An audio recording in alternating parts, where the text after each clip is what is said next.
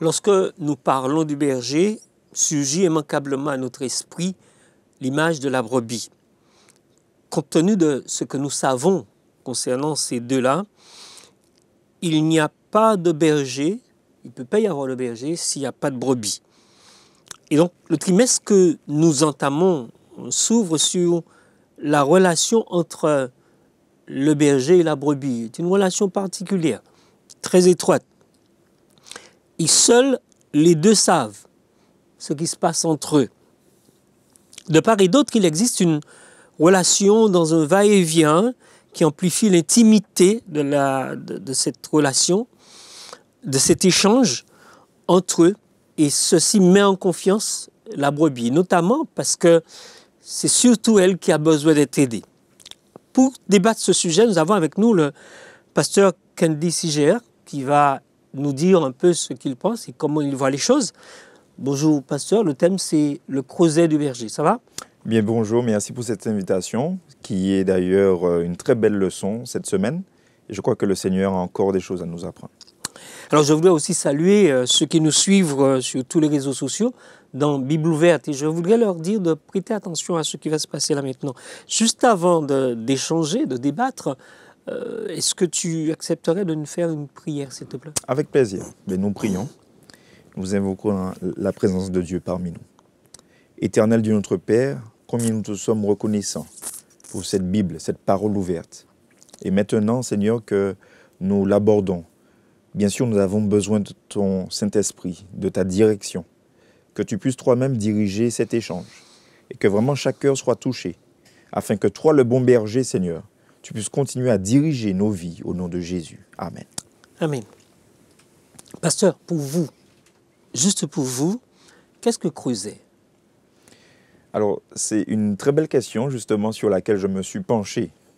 Parce que ce creuset-là, qui est d'ailleurs bien présent tout au long de cette discussion, a une particularité, a une fonction bien utile. Le creuset, en fait, est un récipient qui peut supporter de très hautes températures. Oui.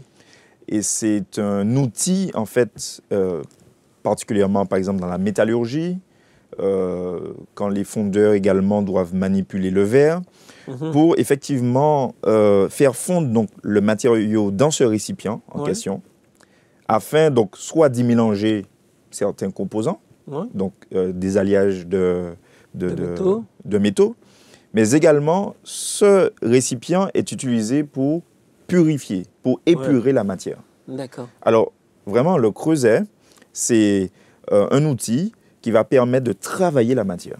Alors, est-ce que dans votre existence, dans votre vie, il y a quelque chose qui vous a fait penser à un creuset, que vous étiez en train de passer dans quelque chose? Ah oui, tout à fait, tout à fait.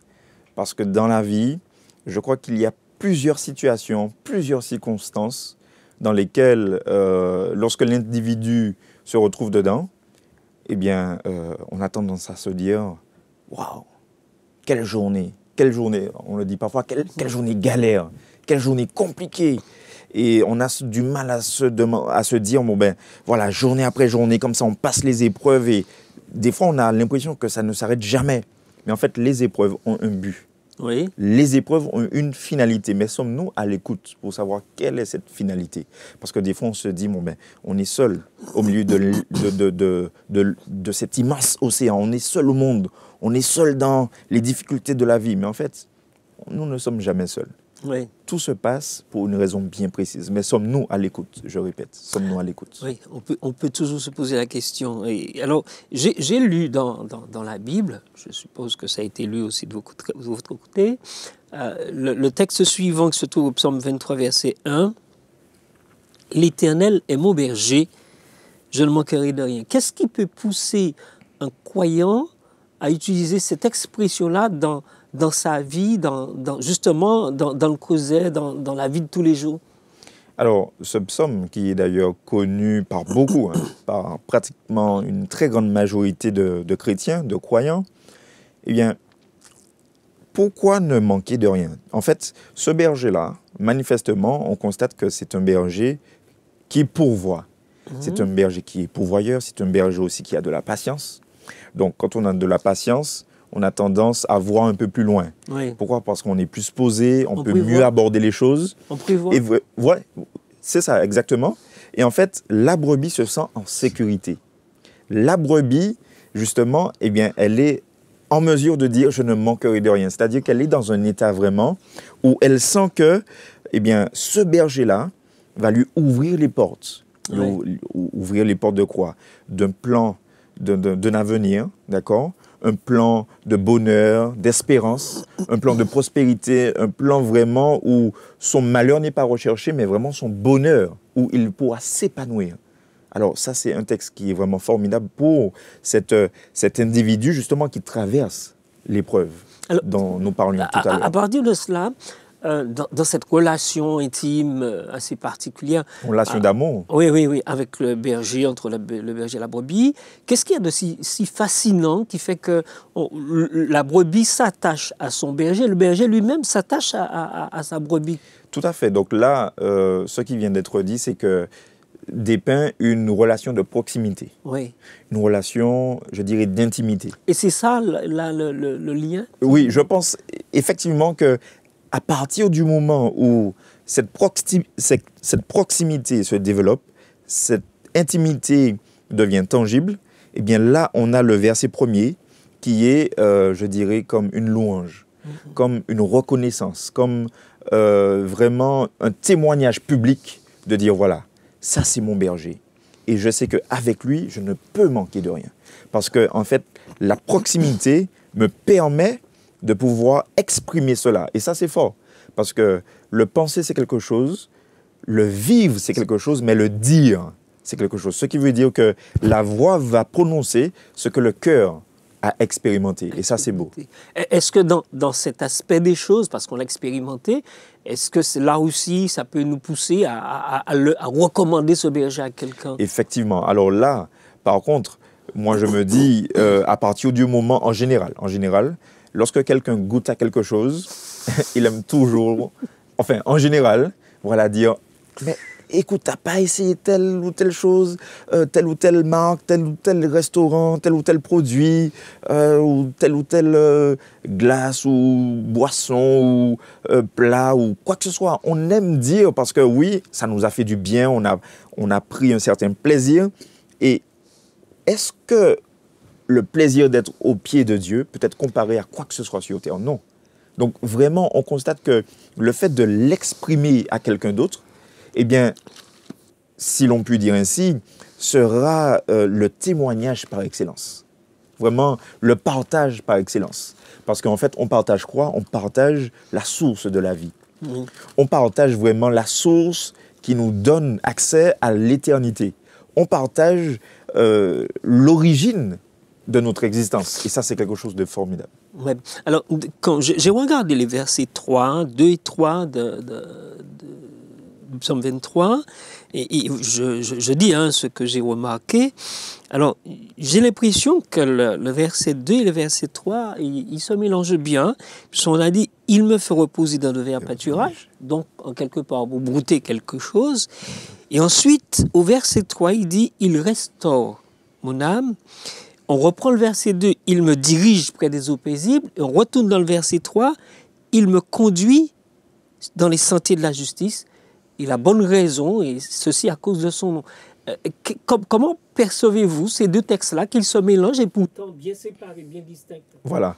Alors, j'ai beaucoup apprécié le parallèle que vous avez pu faire par rapport, effectivement, on peut l'appeler à ce chiasme entre la nourriture en fait, il y a deux types de nourriture, oui, physique et spirituelle. Oui. Mais justement, le verset 2 est intéressant parce qu'on voit que ce berger-là, il n'oublie aucun détail. Donc, il y a la nourriture physique. Donc, on a dit, donc, là, c'est quoi? C'est l'eau.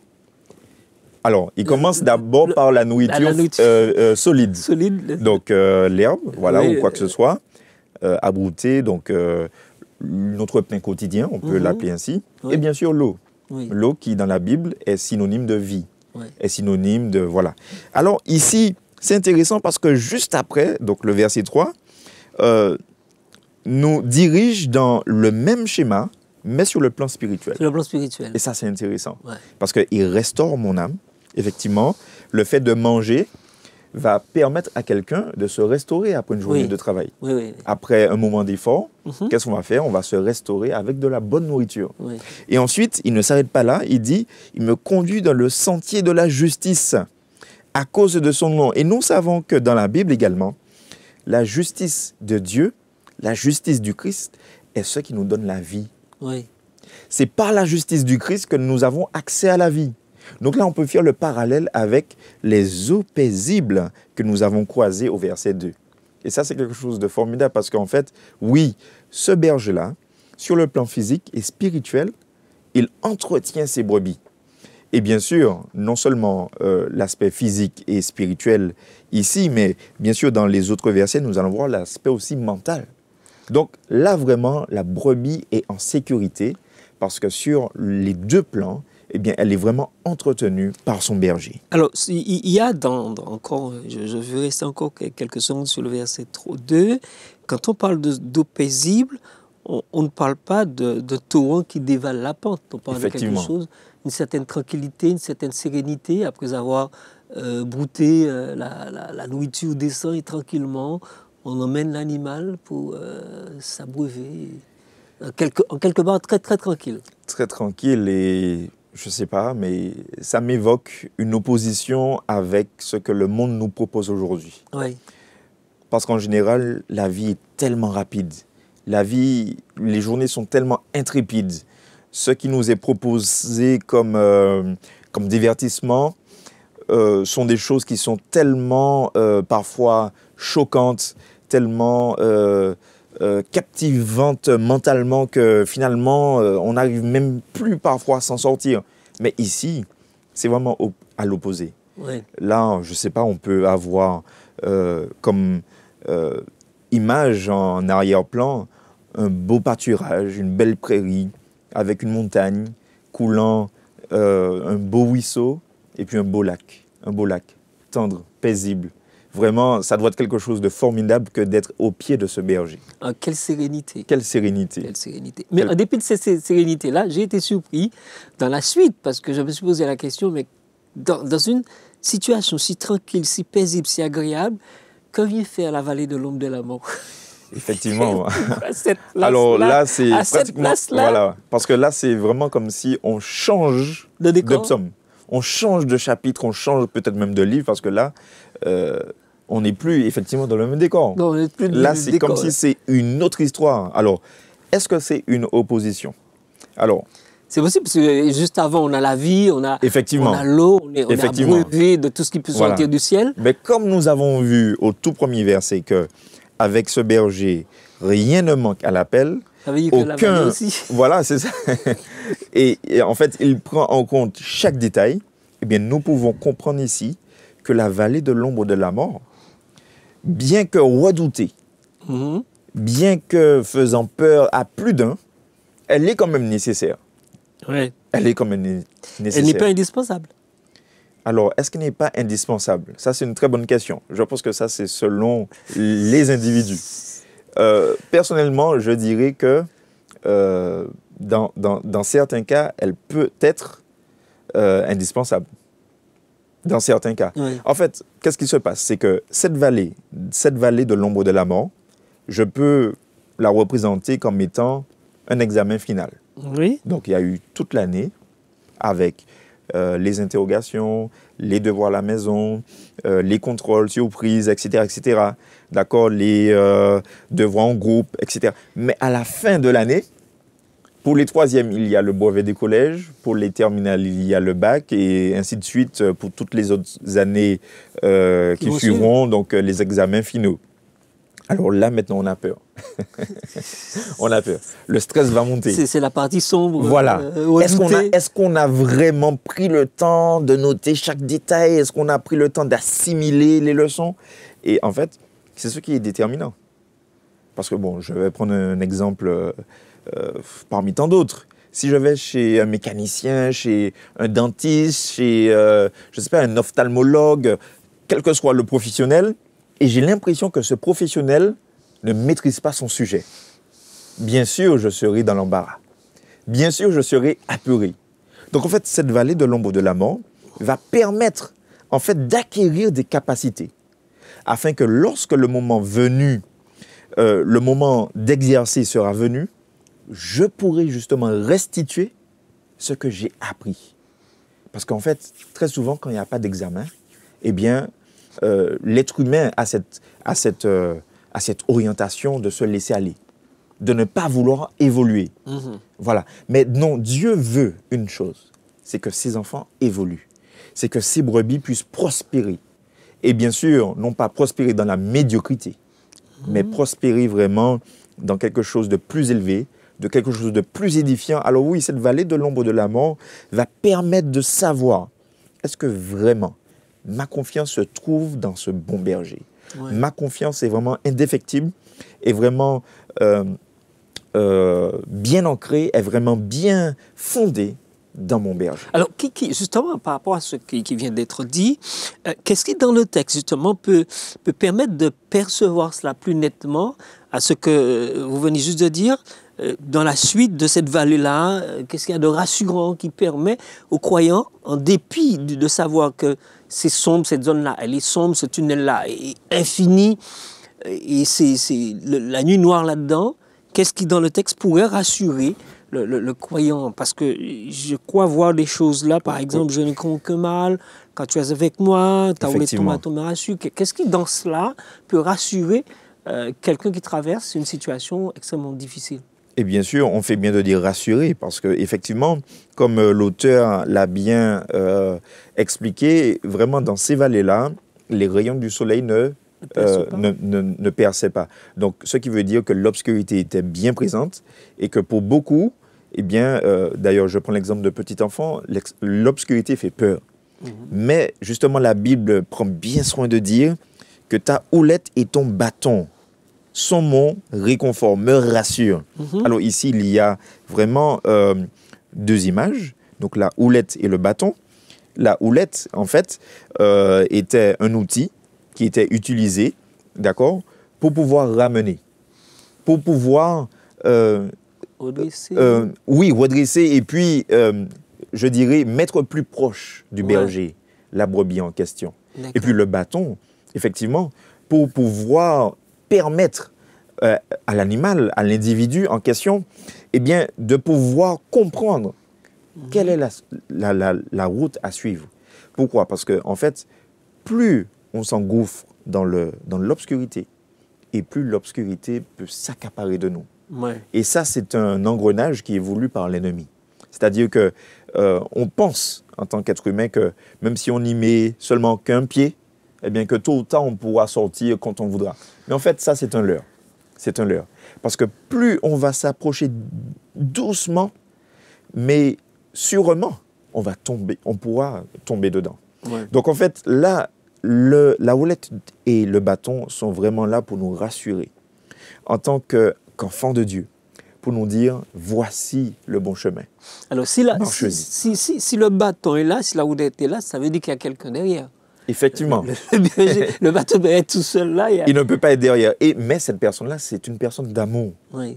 Alors, amour ne veut pas dire absence de correction, absence de règlement, absence de conseil. Non, en fait, tout cela, effectivement, sont là, mais pour nous rassurer. Mais la base de tout cela, c'est l'amour, en fait. C'est l'amour.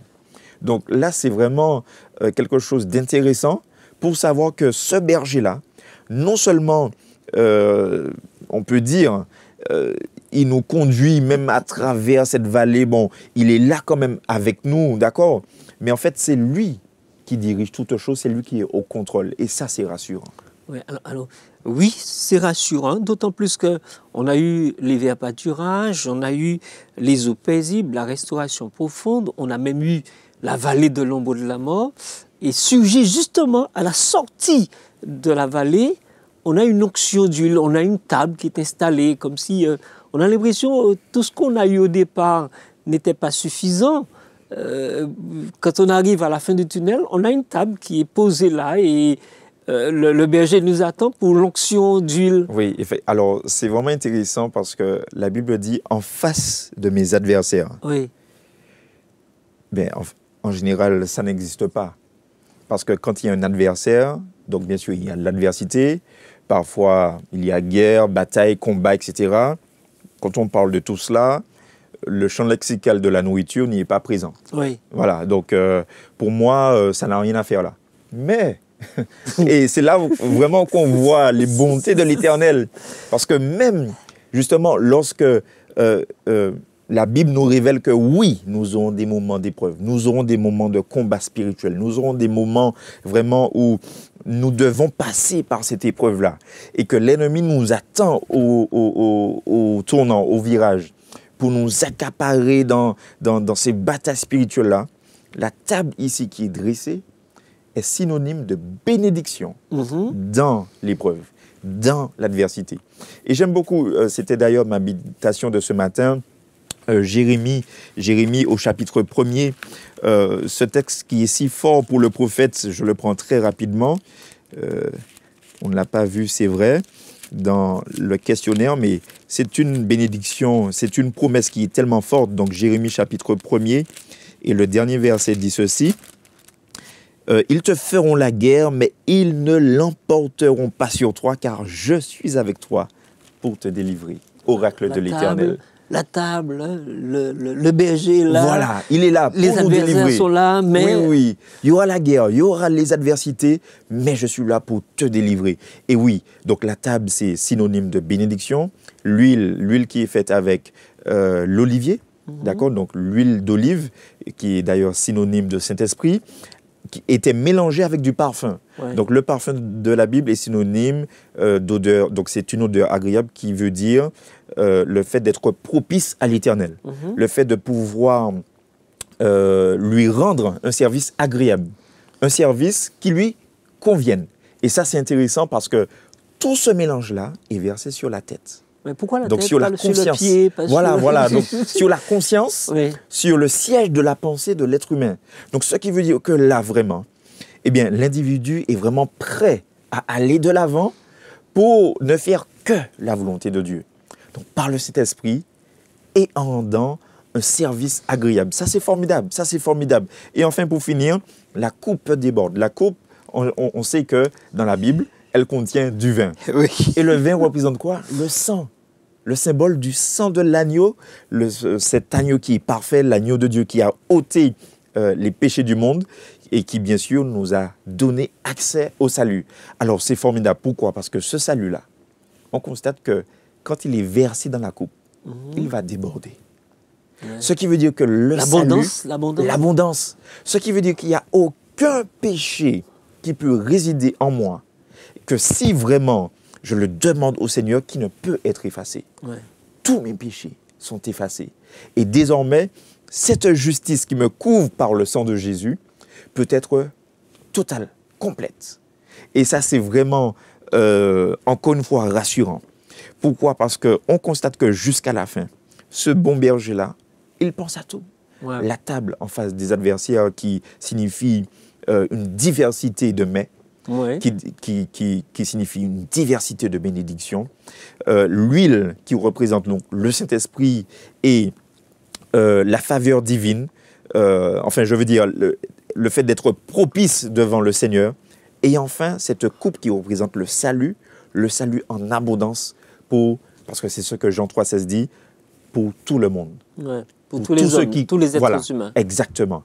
Et ça, c'est formidable parce que nous voyons ici que jusqu'à la fin, eh bien oui, donc j'avance légèrement, où le bonheur et la grâce m'accompagneront jusqu'à la fin, en fait. J'y venais parce qu'en fait, je suis en train de regarder le texte avec toute la certitude qu'il présente. Effectivement. Comme si ça ne suffisait pas pour convaincre le lecteur ou l'étudiant de la Bible, il dit oui. Oui, voilà. C'est une certitude. Il pose un mot qui bloque tout pour certifier, confirmer ce qu'il vient de brosser plus haut. Et il ajoute, le bonheur et la grâce m'accompagneront tous les jours de ma vie et j'habiterai dans la maison de l'Éternel jusqu'à la fin de mes jours. Ça, c'est formidable. Parce que il y a une image qui a été développée ici. Parce que c'est vrai que le français l'a traduit en étant accompagné. Mais ce n'est pas vraiment le bon terme. Oui. Parce que lorsque, justement, nous relisons les pages de notre questionnaire, il y a vraiment ce détail que nous devons comprendre. C'est que le verbe ici, accompagner, peut être également compris comme étant « vont me poursuivre », mais comme une course-poursuite. Vous avez dit c'est là en permanence avec nous. Tu dis? C'est là en permanence avec nous. Oui, en permanence, mais un peu plus loin que ça. Parce que Dieu ici veut dire que même quand nous serions, nous oserions lui tourner le dos, ouais. Eh bien quand même, il va nous poursuivre avec ce bonheur et cette grâce. Mais ça, c'est quelque chose qui est vraiment au-delà de notre pensée. C'est quelque chose qui est au-delà de l'entendement de l'être humain. Pourquoi? Parce que, en général, quand quelqu'un vous tourne le dos, vous crache au visage, vous dénigre, vous rabaisse, bien sûr, la suite logique est d'en faire autant, ou de lui tourner le dos et de l'ignorer. Mais là, Dieu dit qu'avec toutes ces choses-là, il va quand même nous poursuivre. Il va quand même veiller à ce que le bonheur et la grâce et sa grâce puissent nous atteindre, puissent nous toucher. Mais ça, c'est vraiment l'une des plus belles preuves d'amour que nous puissions trouver dans la Bible. C'est quelque chose vraiment qui doit nous rassurer. Et oui, non seulement pour un jour, non seulement pour une semaine, pour une année, mais la Bible dit jusqu'à la fin de mes jours. Alors, dans ce contexte-là, il y a deux textes qui me viennent à l'esprit. Il y a celui de Josué qui dit « Je serai avec toi tous les jours » et Jésus qui reprend cette idée en disant « Je serai avec vous jusqu'à la fin ». Jusqu'à la fin. Donc, on a une permanence de cette présence de Dieu. Tout à fait. Et lui, David, le dit là, en dépit de tout ce qu'il a montré qui existait, il dit bien tous les jours de ma vie, et il n'est pas à l'extérieur, j'habiterai dans la maison. Dans la maison. Pas à l'extérieur, dans la maison. Et ça c'est vraiment important de le souligner, parce que la maison de l'Éternel est ce que Dieu a demandé depuis Exode aux Israélites de réaliser pour que je puisse habiter au milieu de vous. Exode 25, 8. Pour que je puisse demeurer, pour que je puisse vraiment faire ma demeure en votre sein. Et lui, David, il a tout compris. Parce que lui, comme Dieu, il a compris que Dieu veut habiter dans cette maison-là, pour rencontrer l'être humain, logiquement, l'être humain doit en faire autant. Ouais. Donc, il veut également rentrer dans cette maison-là. Sommes-nous vraiment dans cet état d'esprit, alors que très souvent, nous sommes dans une période où le confinement fait que, où tout ce qu'on vit, bon, je ne vais pas entrer dans les détails, font que nous avons tendance parfois à nous éloigner de Dieu, à fuir sa présence, etc. Est-ce que nous ne manquons pas parfois l'essentiel? Que de ne pas venir. On passe à côté. Voilà. Que de venir dans cette maison-là. Et cette maison-là où réside la présence de Dieu. Ouais. Et ça, je crois que c'est quelque chose d'extraordinaire. Alors là, c'est un autre thème pour définir quelle est cette maison. Mais je crois que nous avons déjà un petit aperçu. Mais je crois que, il y a d'autres psaumes qui en parlent, vraiment, notre seul but devrait être de rechercher la présence de Dieu. Oui. Et là, en tout cas, jusqu'à preuve du contraire, ici-bas sur terre, Dieu a demandé, effectivement, dans tous les âges, eh bien, de venir à sa rencontre, de venir le rencontrer. Ouais. Avec cette profusion de grâce, cette abondance qui déborde, on observe bien qu'il ne craint pas la mort. Hein? Il ne craint pas la mort. Il dit, j'habiterai là, je serai là, jusqu'à ce que le dernier grain de sable tombe de l'étage supérieur vers le bas. Effectivement, parce que, en fait, il sait très bien que, quoique physique, la mort ne sera pas le dernier mot devant Dieu. Ouais. Non, c'est impossible. Alors, il sait que même si, effectivement, cette mort temporelle va frapper, mais la mort finale, la mort, je dirais, exécutive, eh bien, ne pourra avoir le pas sur celui qui se repose dans ce berger, sur celui dont les ailes du berger le recouvrent. Ouais. Il ne pourra pas. Pourquoi? Parce qu'en étant avec ce berger-là, eh bien, ni la vallée de l'ombre de la mort, ni le séjour des morts, ni les portes du séjour. D'ailleurs, la Bible dit, les portes du séjour des morts ne prévaudront pas contre elles. Ouais. D'accord, très bien. Donc, ce qui veut dire que nous sommes dans de bonnes mains. De bonnes mains. En tout cas, pasteur, un grand merci d'avoir répondu à ces questions, des choses peut-être toutes simples, mais qui sont là et qui nous accompagnent tous les jours. Je voudrais dire aussi à ceux qui nous ont accompagnés, ceux qui ont prêté attention, de ne rien toucher, car nous sommes encore là et on va continuer à partager. Juste avant de nous séparer, on va faire une courte prière. Bien sûr. Notre Dieu, notre Père, nous te remercions de cette grâce que tu nous as fait de passer ce court instant dans l'échange de ta parole, dans la découverte des choses cachées qui sont là. Puisses-tu permettre à notre esprit encore de nous y plonger et encore de tirer d'autres vers dans le texte. Au nom de Jésus, nous t'avons prié pour ta gloire. Amen. Amen. À très bientôt. À très bientôt.